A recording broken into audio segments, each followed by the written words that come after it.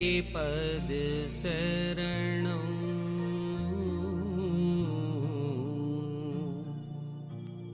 श्रेयस्वरूप चरणं शरणं।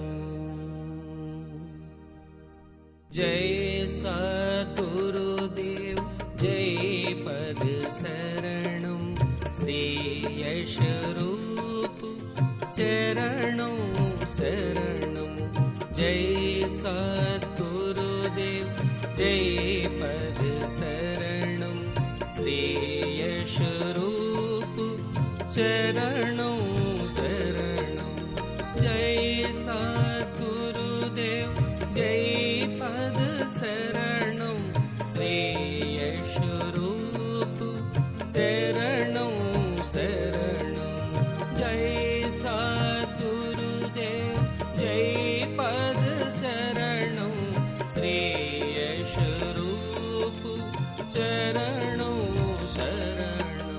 जय सद्गुरुदेव जय पद शरणं श्रेयस्वरूप चरणं शरणं।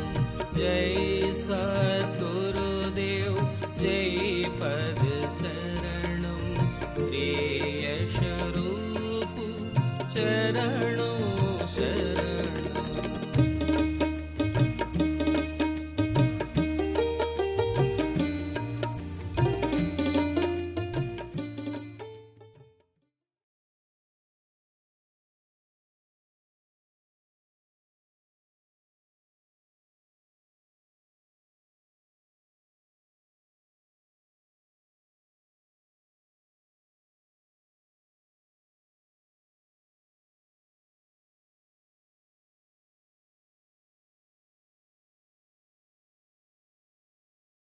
अभी एक भजन होगा और भजन के साथ साथ सभी भाई बहन अपने अपने इष्ट का ध्यान करेंगे। ध्यान कैसे करें?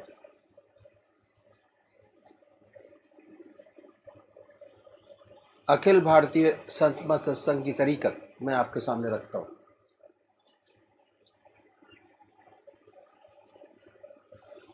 सबसे पहले निश्चित कीजिए कि परमात्मा की कौन सी मूर्त, कौन सी सूरत, कौन सी शक्ल आपको सबसे ज्यादा प्यारी लगती है। मूर्ति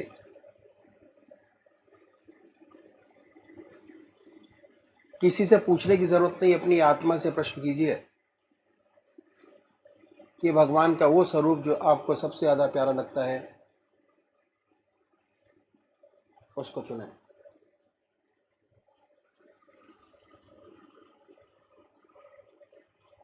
उसके बाद किस नाम से आप उनको याद करेंगे उसको भी चुने। मंत्र तो क्या हुआ, दो चीज आपने चुनी, एक अपना इष्ट देव और एक मंत्र। उसके बाद पूजा के स्थान पर जाइए, जिस स्थान पर बैठे हैं, जिस आसन पर बैठे हैं उसी आसन पर बैठे, बड़े प्यार से धूप बत्ती अगरबत्ती जलाएं, बड़े आराम से बैठिए और बैठने के बाद ये महसूस कीजिए कि आपका इष्ट शरीर आपके सामने विद्यमान है।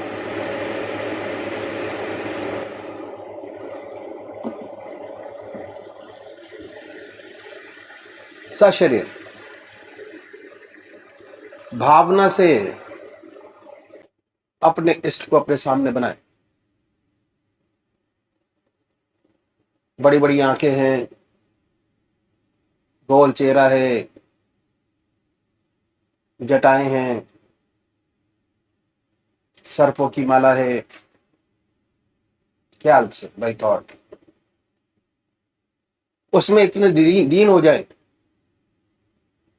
कि जब तक आप ध्यान करते हैं तब तक और कोई विचार और ख्याल ना आए, पर आएगा। उन विचारों को हटाएं,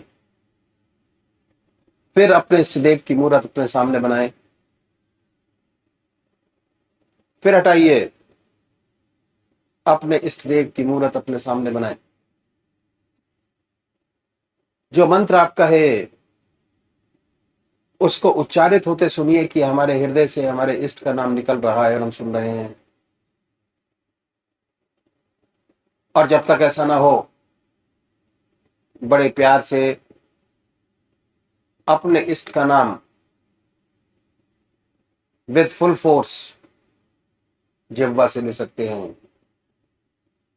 इतना फोर्स उस नाम में होना चाहिए कि ना कोई दूसरा विचार रहे, ना ख्याल, उसमें तल्लीन हो जाए, उसी की याद हो, उसी का ख्याल हो। समर्पित भाव से, बड़े प्यार से अपने इष्ट के नाम को ले।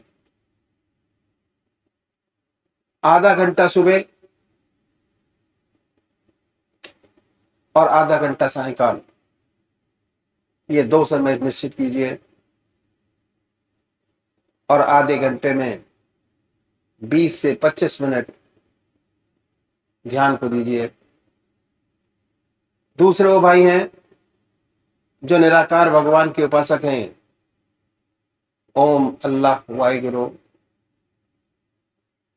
क्राइस्ट, गॉड, वो क्या करें, वो कैसे ध्यान करें। बड़े आराम से बैठिए, बड़े प्यार से। उसके बाद ये महसूस करें कि हमारे हर दिल की धड़कन पर जो नाम आपने चुना है वो निकल रहा है। हृदय ओम ओम कह रहा है और पूरे शरीर में वाइब्रेट करता है। उसके वाइब्रेशंस को महसूस कीजिए और आनंदित होइए। बड़े प्यार से इस काम को करना है। जब भी कोई सांसारिक बात आपके ध्यान में आए, दिमाग में आए, उन विचारों को हटाएं, फिर अपने इष्ट देव की याद में लगे, फिर हटाइए, अपने इष्ट देव की याद में लगिए। अगर आज ध्यान करते हुए आपके 100 विचार 1 मिनट के अंदर आते हैं तो निश्चित समझिए, अगर ये अभ्यास आप बराबर करते चले जाएंगे तो एक दिन ऐसा आएगा कि कोई विचार आपके आगे नहीं होगा। भगवान श्री कृष्ण ने साधक की दृष्टि से गीता में 4 बात बताई। पहली आहार की शुद्धि, दूसरी विहार की शुद्धि, तीसरा अभ्यास और चौथा वैराग। अभ्यास, अभ्यास पर बहुत भारी जोर है और सारी जिंदगी हम एक चीज का अभ्यास करते चले जाते हैं और उसकी परफेक्टनेस पर देखते चले जाते हैं। बड़े प्यार से अगर इस तरीके से अभ्यास करेंगे, बड़ी सुंदर स्थिति होगी। जब भी आप अपने इष्ट देव के चरणों में विश्राम चाहेंगे, बड़े प्यार से विश्राम मिलेगा, ना कोई दूसरा विचार रहेगा, ना ख्याल। और हमारी आत्मा हमारे मन को देखती रहती है, वो बताती है कि हम क्या सोच रहे हैं। जब विचार हट जाए अपने इष्ट देव के चरणों में, फिर दोबारा उस चीज को पकड़े, अपने इष्ट देव को दोबारा अपने इष्ट देव में ध्यान लगाइए। तो अभी एक भजन होगा और भजन के साथ साथ सभी भाई बहन अपने अपने इष्ट का ध्यान करेंगे।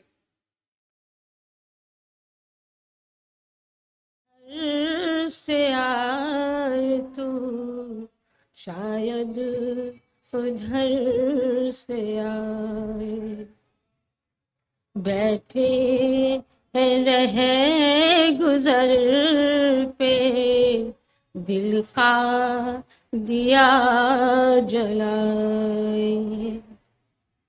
तूफान उठ रहा है और छा गया अंधेरा।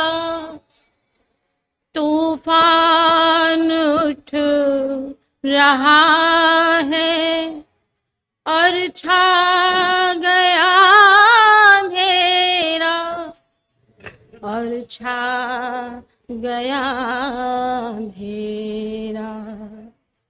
ऐसे में मेरे मालिक, ऐसे में मेरे मालिक, दामन न छूट जाए। ऐसे में मेरे मालिक, दामन न छूट जाए। बैठे हैं रहे गुजर पे, दिल का दिया जलाए। अब तेल चुक गया है और जल गई है बाती। अब तेल चुक गया है और जल गई है बाती, और जल गई है बाती। ये दीप साधना का अब कैसे टिमटिमाए।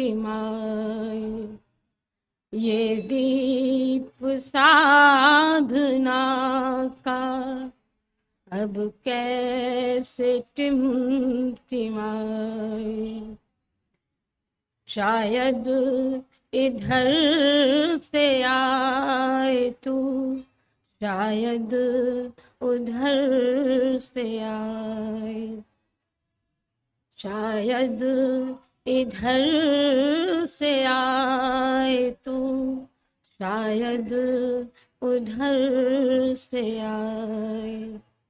बैठे हैं रहे गुजर पे, दिल का दिया जलाए। सदियों से चल रहा हूँ जामे बदल बदल कर। सदियों से चल रहा हूँ जामे बदल बदल कर। जामे बदल बदल कर। कितना बड़ा सफर है, कितना बड़ा सफर है। जो सांस रह गई है, जो सांस रह गई है, तेरी याद ही में जा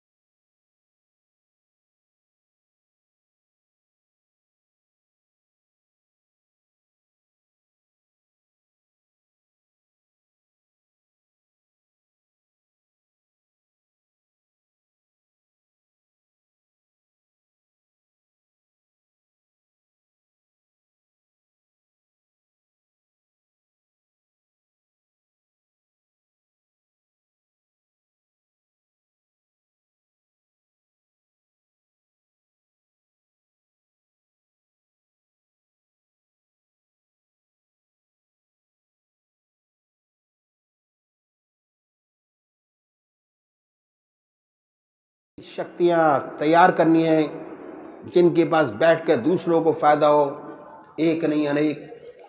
ऐसी ज्योतियों को हमारे देश को बहुत आवश्यकता है।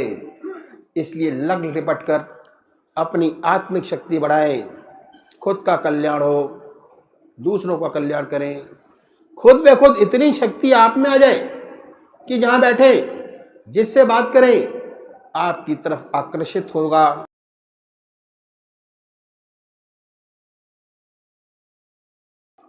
आप में आकर्षण शक्ति पैदा हो जाएगी। अनुभव होता है, उसे यह अनुभव होता रहता है कि कोई चुंबकीय शक्ति दांतों को, मसूड़ों को खींच रही है। स्पष्ट मालूम होता है कि मैग्नेटिक पावर हमारे अंदर है।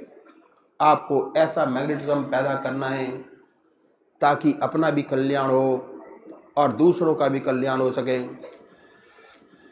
तो हमें ये 3 मंत्र सिद्ध करने, पहले बीज मंत्र के काबिल बनाइए, अपने आप को बनाइए।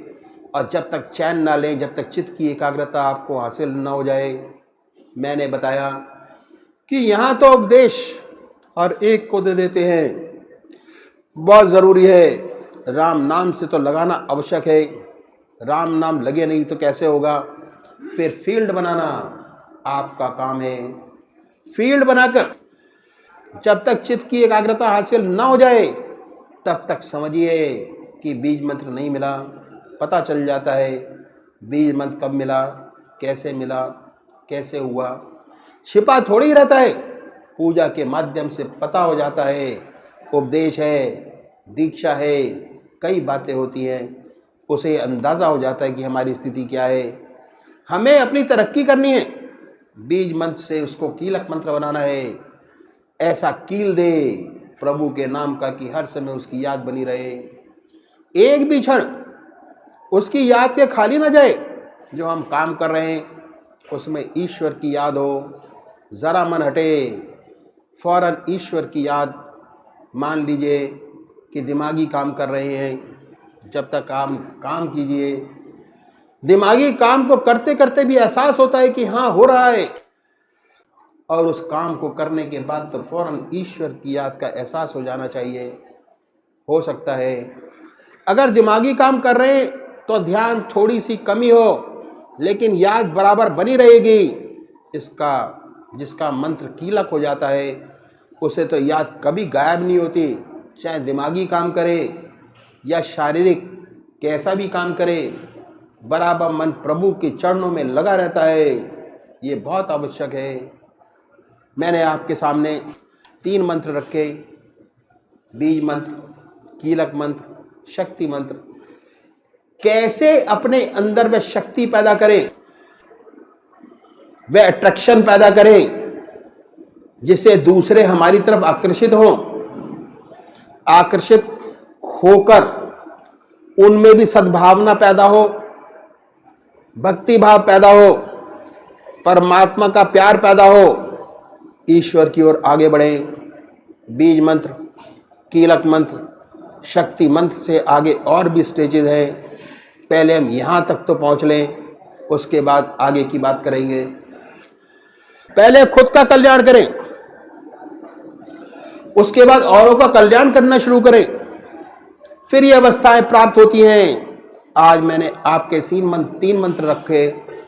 अध्यात्म मार्ग में 3 मंत्र बहुत गूढ़ हैं, बहुत गूढ़ रहस्य। जैसे मैंने बताया, बहुत से जाप हैं हमारे बुजुर्गों ने सिद्ध किए।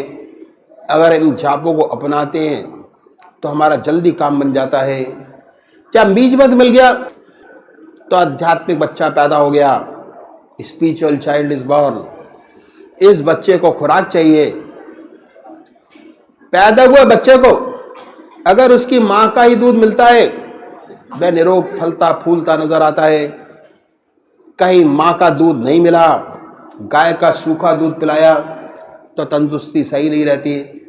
जिस सद्गुरु से आपको बीज मंत्र प्राप्त हुआ, जिस आध्यात्मिक जीवन मिला, उसके दूध से पलोगे तो ज़्यादा अच्छा रहेगा। कहने का मतलब यह है कि इधर उधर भटकने से दूध में किरकिरापन मिल जाएगा, तरक्की नहीं हो पाएगी। जिससे बीज मंत्र मिला है उसी के बताए हुए मार्ग पर चलोगे और ठीक अभ्यास करोगे तो आपको विशेष लाभ का अनुभव होगा। अगर इधर आधर भटकोगे तो उसमें बहुत सी और चीज़ें मिल जाएंगी, तो उसका उतना लाभ शायद ना हो पाएगा, उतनी जल्दी लाभ न होगा जितना ऐसे साधक को होता है जो जन्म देली माँ के दूध का ही सेवन करते हैं। इस सेवक के गुरुदेव कभी कभी कहा करते थे कि सबसे बड़े हैं मूलमत, सबसे भले हैं मूढ़मत, जिन्हें व्यापे न जगतगत। जिनको जगतगत व्याप्ति है वह तो भ्रम में ही रहते हैं, कभी ये कभी वह कर कुछ नहीं पाते। जो मूढ़मत हैं कम से कम लगा तो रहता है, लगा रहता है तो उसे अनुभव भी हो जाता है, भक्ति भी प्राप्त हो जाती है, ज्ञान भी प्राप्त हो जाता है। अक्सर गुरुदेव कहा करते थे। और एक बात और कहा करते थे कि हमें अपना पात्र बनाना चाहिए, हमें अपना पात्र बनाना चाहिए, हमें अपने हृदय को मुलायम बनाना चाहिए। हमारा हृदय मुलायम बने, कठोर न रहे। वे कहते थे कि गुरु बेचारा क्या करे जब हृदय भया कठोर। गुरु बेचारा क्या करे जो हृदय भया कठोर। नौ नेजे पानी चढ़ा तब भी न डूबी कौर। बताइए, गुरु तो वर्षा करता रहता है लेकिन उसको कोई असर नहीं हुआ। ये सारी बातें उनकी हैं, बहुत सुंदर बातें थी, बड़ी प्यारी प्रैक्टिकल, बड़ी मतलब की बातें करते थे, एकदम प्रैक्टिकल। वे एक बात और कहा करते थे कि ये तन विष की बेलरी गुरु अमृत की खान, शीश दिए जो गुरु मिले तब भी सस्ता जान। ये अक्सर दोहराया करते थे। जब वह रिपीट करते थे तो उनकी आंखों में आंसू आ जाते। उन्हें अपने गुरु में इतनी श्रद्धा और इतनी भक्ति थी, इतना विश्वास था कि गुरु का नाम लेते ही आंसू टपक जाते थे, आंखों में पानी झलक जाता था। इतना प्रेम था उनका, इतना प्रेम उन्हें हृदय में अपने गुरु के प्रति था, ऐसी श्रद्धा थी, ऐसा अटूट विश्वास था। ये सारी बातें जो साधक के लिए बहुत आवश्यक है, जो मैंने आपके सामने रखी, बहुत जरूरी बात है। जिस माता ने आपको जन्म दिया उसी के दूध का सेवन करो। तीसरी बात क्या है कि भगवान की याद में भोजन करें, हर ग्रास परमात्मा की याद में खाएं। कोई चीज बिना परमात्मा की याद के न खाएं न पिए। चौथी बात, परमात्मा की याद में सोएं, भगवान की गहरी याद करके सोएं, बिना परमात्मा की याद के न सोएं। पांचवी बात, पेट भर के न खाएं। अगर 4 फुलके की भूख है तो 3 खाएं, 1 फुलका कम खाएं। व्रत रखना आसान है, 1 रोज भूखे रह जाना आसान है, लेकिन कम खाना मुश्किल है। सच्ची तपस्या तो यही है। अगर 4 फुलके की भूख है तो 1 छोड़ दीजिए, कम खाइए। इससे आलस नहीं सताएगा, अभ्यास ठीक बनेगा। छठी बात क्या है कि कम सो। कम सोने से मेरा मतलब ये नहीं कि सारी रात जागते रहो। हाँ, ऐसा ना हो कि आलस में पड़े रहो। 4 बजे नींद खुल गई फिर भी पड़े हैं, उठिए, शौच आदि से निवृत्त हुई, पूजा पाठ में बैठिए, अपने नियम से पूजा पाठ करो, भजन करो, ताकि ईश्वर की कृपा आपको मिले और आप बराबर तरक्की करते रहें। ये कुछ खास बातें हैं। बीज मंत्र मिलने के बाद, आध्यात्मिक जन्म होने के बाद अक्सर इन बातों का अनुसरण करेंगे, इन बातों पे चलेंगे तो जल्दी कीलक मंत्र तक पहुंच जाएंगे। जब एक बार कीलक हो गया फिर काम आसान हो गया, फिर तो ऑटोमेटिक हो जाता है। फिर श्रद्धा और विश्वास होना चाहिए। अगर श्रद्धा और विश्वास है तो काम आपका अपने आप होता चला जाएगा। अगर श्रद्धा विश्वास में कमी आ गई, खत्म तो नहीं होगा, डॉर्मेंट हो जाएगा। एक तो खिला हुआ है, एक दबा हुआ है, ये चीजें दब जाती हैं। इसलिए श्रद्धा और विश्वास बहुत आवश्यक है। जिसे श्रद्धा और विश्वास बना रहता है वह साधक हमेशा तरक्की करता रहता है। अदब और आज्ञा पालन पर बड़ा जोर था उनका। ये महाराज जी की बातें बता रहा हूं, अपनी नहीं। अदब पर उनका बड़ा जोर था और आज्ञा पालन पर बड़ा जोर था। कहते थे कि अगर तेरा गुरु कहे कि नमाज के पढ़ने वाले कपड़े को शराब में रंग दे तो तू रंग दे। तेरा गुरु कहे, वह बेटर जानता है तेरे लिए क्या ठीक है और क्या गलत है। उसने बड़े सुंदर उदाहरण देते थे, बहुत बढ़िया। पहला उदाहरण गुरु नानक देव जी का दिया करते थे। अंगद देव जी गुरु नानक देव जी के सबसे प्यारे शिष्य थे। उनके यहां बहुत साधक अच्छे अच्छे इकट्ठा हुए, सबने बड़ी तरक्की की, लेकिन साथ साथ सबका टेस्ट भी लेते जाते थे। एक रोज गए सब शिष्यों को साथ लेकर, ऐसे रास्ते से निकले जहां लाल ही लाल पड़े थे, लाल और हीरे। तो जिन्हें माया की तृष्णा थी उन्होंने खूब लाल और हीरे बटोरे, इकट्ठे किए, घर पर आके आराम से बैठ गए कि अब क्या है, संसारिक उनकी चीज पूरी हो गई, आराम से बैठिए। सत्संग की छुट्टी कर दी। उसके बाद फिर घूमने गए अन्य शिष्यों के साथ। ऐसी जगह पहुंचे जहां बहुत बहुत सुंदर युवतियां थी, सब शादी करने के लिए तैयार थी। बोले किस किस को शादी करनी है, बहुत से तैयार हो गए, वहां उनकी छुट्टी हो गई। अब क्या हुआ, कामनी कंचन वाले जो जुड़े थे खत्म हो गए। अब बढ़िया बढ़िया लोग रह गए जिन्हें परमात्मा से मोहब्बत थी, किसी दूसरी चीज से लगा भी नहीं था। ऐसे प्यारे प्यारे लोग। अब उनकी छटनी कैसे हो, छटनी कैसे करनी है। क्या हुआ, व्यास नदी के किनारे बैठे थे महाराज, उनके सारे शिष्य निकल गए, 10-12 शिष्य रह गए, उनके चारों तरफ बैठे थे इजाजत खिलाफत प्राप्त जैसे लोग। उनकी छटनी कैसे हो। महाराज ने देखा वहां नदी के किनारे एक लाश बहती चली आ रही है। महाराज ने कही, भाई देखो मेरा सबसे प्यारा शिष्य वो होगा जो व्यास नदी में कूदे, मुंह से पकड़कर उस लाश को खींच कर लाए, दांतों से उसके कपड़े को फाड़े और मुर्दे का मांस अपने मुंह से निकाल कर मुझे खिलाए। ये रखा। सब चौंक गए। अब तो महाराज सठिया गए, उनका दिमाग खराब हो गया, उल्टी बातें करने लग गए, ऐसे विचार उनमें आने लगे।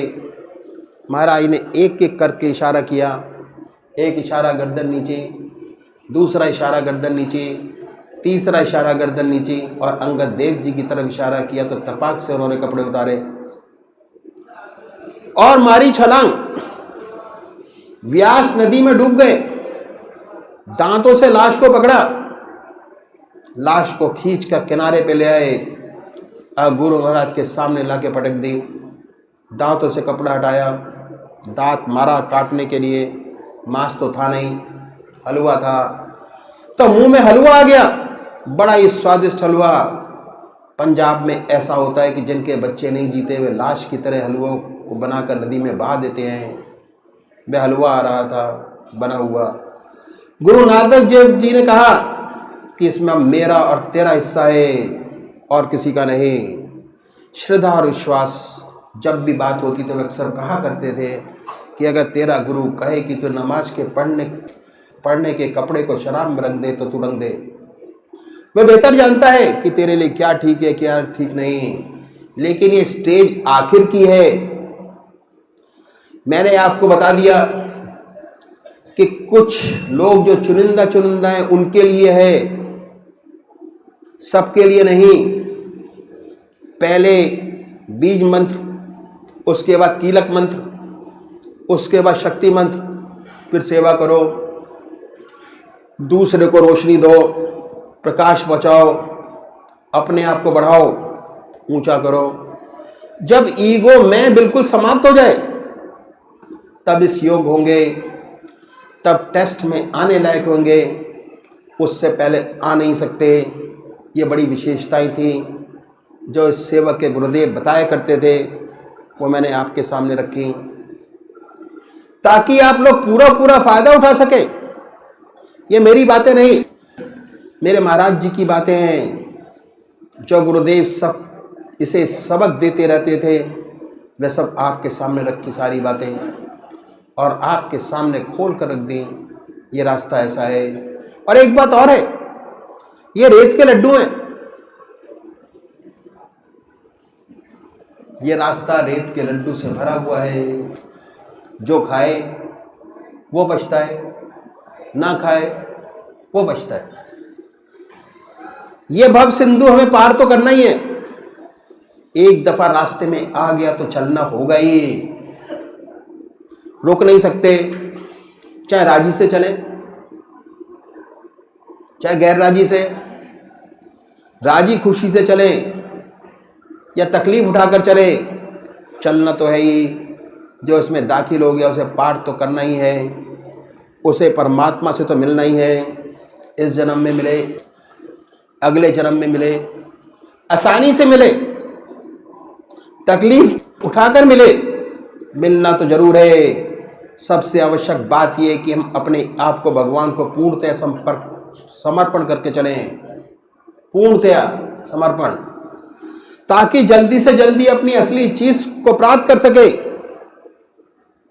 जिसके लिए मनुष्य जीवन मिला है। और जो हमारे जीवन का लक्ष्य हम उसे प्राप्त कर सकें, एकाकार हो सकें, उसमें हम लय हो सकें और जीवन के सर्वोच्च लक्ष्य को प्राप्त कर सकें। ये हमारा आदर्श है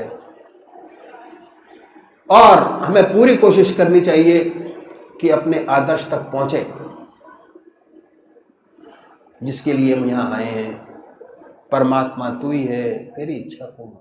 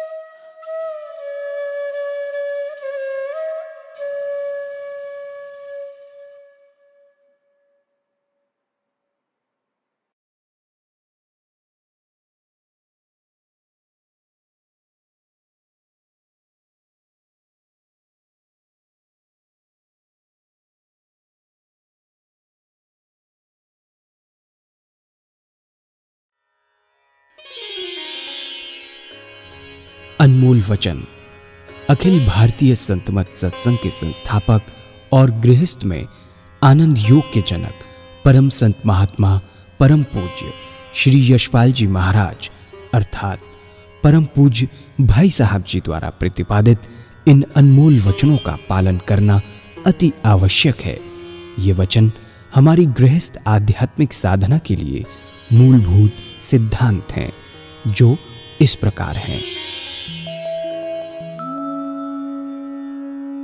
हम दुनिया की हर चीज की कीमत आंकते हैं, अपने मानव जीवन की कीमत भी जाने व परमात्मा की प्राप्ति हेतु साधना करें। मनुष्य योनि एक उपहार है, इसीलिए परमात्मा को धन्यवाद देते हुए आधा घंटा प्रातःकाल, आधा घंटा सायंकाल पूजा अवश्य करें। सत्संग, सतनाम व सद्गुरु को प्राथमिकता देते हुए इसी के आधार पर ध्यान योगाभ्यास अवश्य करें व गृहस्थ के कार्यों को परमात्मा का कार्य समझकर उसी की याद में संपन्न करें। हर समय ये ध्यान रहे कि गुरु कृपा द्वारा परमात्मा की पवित्र सत्ता का हमारी आत्मा में वास है, अतः मन में निरंतर अपने इष्ट देव का जाप करें। मान सम्मान की इच्छा ना करें व अपमान से दुखी न हो। परमात्मा के अतिरिक्त किसी और का भय न करें। दूसरों की बुराई न करें, न सुने, सत्य व मधुर बोलें, अश्लील शब्द मुंह से ना निकालें, सभी से नम्रतापूर्ण व सुंदर व्यवहार करें। धर्म पत्नी के अतिरिक्त अपने से बड़ी से माता जैसा, बराबर की से बहन जैसा व छोटी से पुत्री जैसा व्यवहार करें। सांसारिक जीवन यापन की आवश्यकताएं अंतहीन हैं, इसीलिए अधिक से अधिक समय सत्संग में व धन परोपकार में खर्च करें। याद रखें, न स्त्री माया है, न धन दौलत, न ही परिवार। माया वह है जो हृदय को परमात्मा से दूर हटा दे। अतः निरंतर सत्संग और सद्गुरु की शरण में रहने का प्रयास करें। भोजन अपने इष्ट को अर्पण कर प्रसाद रूप में परमात्मा की याद में करें। रात्रि में सोने से पहले अच्छे बुरे कार्यों का आत्मनिरीक्षण कर उसका समुचित पश्चाताप करते हुए ध्यान करें व प्रभु की गहरी याद में ही विश्राम करें। परमात्मा तू ही है, तेरी इच्छा पूर्ण हो।